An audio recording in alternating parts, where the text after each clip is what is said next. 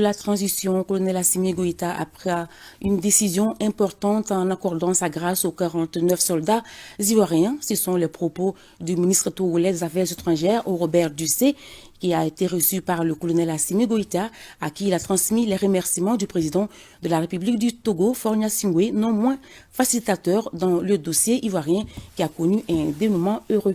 Je vous propose de l'écouter à sa sortie d'audience à Koulouba. Il est au micro de Ibrahima Traoré.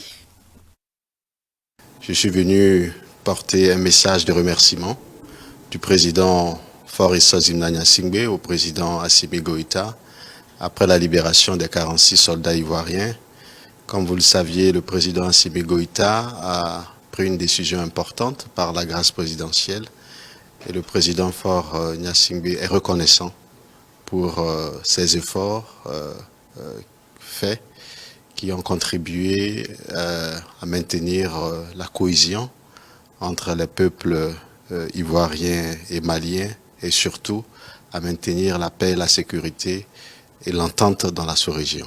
Donc c'est pourquoi nous sommes venus au nom du président de la République togolaise, le président Faure Gnassingbé, remercier le président Assimi Goïta pour ce geste important. Je voudrais profiter de votre micro pour vous dire que c'est une des rares fois où on va sur le continent africain, une initiative africaine, une diplomatie africaine entre trois États, le Mali, représenté par le ministre Abdoulaye Diop ici, la Côte d'Ivoire et nous-mêmes au Togo, qui a donné un résultat.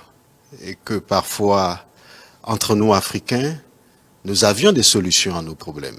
Et nous nous réjouissons que la solution à la crise entre la Côte d'Ivoire et le Mali ait pu être trouvée grâce à nous-mêmes, à la détermination, bien sûr, de nos chefs d'État et à la volonté des Africains à trouver une solution à cette crise. Plusieurs communiqués continuent de nous parvenir à la rédaction suite à la grâce présidentielle accordée aux 49 soldats ivoiriens. L'association de la communauté noire Kel-Tamachek, le mouvement pour le rassemblement du peuple, le groupe de réflexion et d'action pour le développement inclusif du Mali, Ensemble pour un Mali nouveau. Tous saluent et remercient le président de la transition pour son geste symbolique, historique et responsable pris en toute indépendance. Tous réitèrent leur soutien aux actions des autorités de la transition et invitent le peuple malien à rester uni et solidaire.